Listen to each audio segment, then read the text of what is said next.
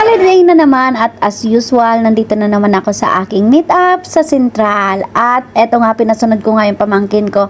Bali, isang buwan pa lang siya dito sa Hong Kong at first time niya mag-isang pumunta dito sa Central at sinundan niya nga ako kasi inintay ko siya kanina kaso nauna na ako para hindi ako malate sa aking meet-up. Ang papa ko at ang lola niya ay magkapatid kaya naman pamangkin ko na siya sa pinsan pero halos magkaedad lang kami. Basta nga ang aking meet-up pero ang dami-dami ko pa rin dala kasi yan yung mga in-order ko sa online para naman pag uwi ko ay meron akong kaunting pasalubong sa aking mga kapamilya.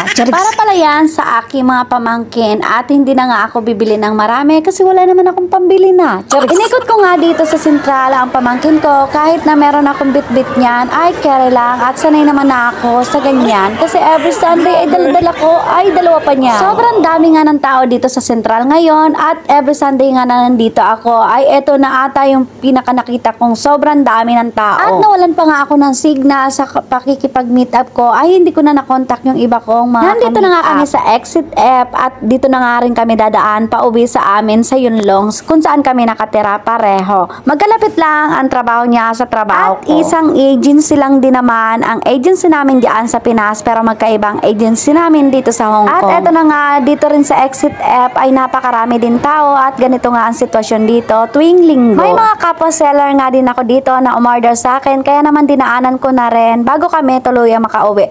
At eto nga yung gustong-gustong ipabili sa akin ng pamangkin ko kaya lang hindi ko talaga afford yung mga presyo nito. Apat kasi ang pamangkin kong lalaki sa mga kapatid ko kaya naman hindi ko pwedeng ibili lang yung isa, kailangan lahat sila ay meron para hindi mag-away-away. Pero syempre bibili ko pa rin sila niyan, kailangan ko munang magjowa ng apam. Charis. Ginawang bangko yung apam at ito naman yung BMW. At kami naman ay nandito sa bus para umuwi sa mga boss namin. Charis. Habang nasa biyahe nga kami ay pinagkakwentuhan namin yung panahon na tumira ako sa kanila sa Laguna way back 2016 ata yun. Yun yung pagkakaalala ko. Dalaga pa ako noon. Kaya lang ngayon ay dala na ako. Charis. After 45 minutes na nasa biyahe kami ay nandito na nga kami sa Yunlong tapos alas 3 na to ng hapon.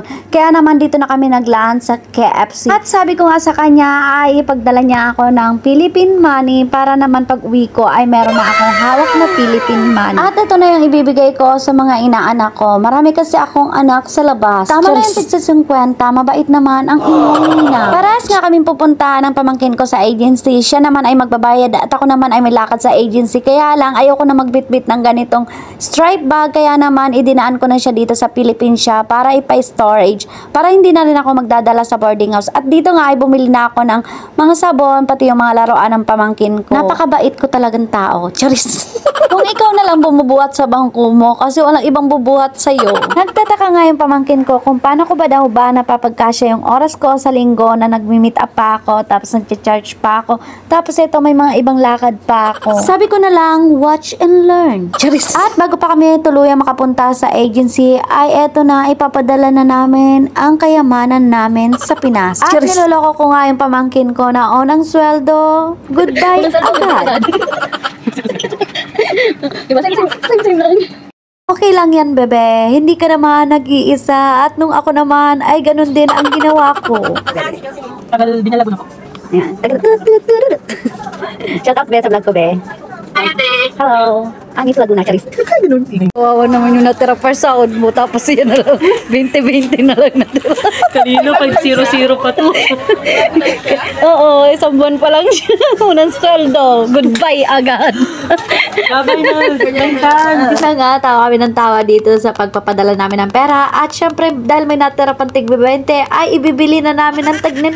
At ayan yung sample na mahal ang bilihin dito. Tulad na lang ng clover na nabibili natin sa Pinas ng 15 or 20 ata. Tapos dito ay mabibili mo ng nasa 50 plus or 60. At ayan naman yung agency ko dito sa Hong Kong. Bali malapit nga lang yan sa akin tinitirhan. At magkaiba kami ng agency dito ng pamangkin ko. At eto nga may inaayos nga ako dito sa agency bago ako tuluyang umuwi sa Pinas. At yun na nga kung gaano ako ka-excited umuwi ng Pinas ay yung bulsa ko naman ay lungkot na lungkot kasi hindi siya na-excite. 2 taon ba naman sa Hong Kong na wala kang ipon? Pati sarili mo gusto ka ng ibaon. Charis. Wala ka mang ipon na maiuuwi. may ganda ka namang natatangi. Charis nga kung wala kang naipon ngayon, better luck next time.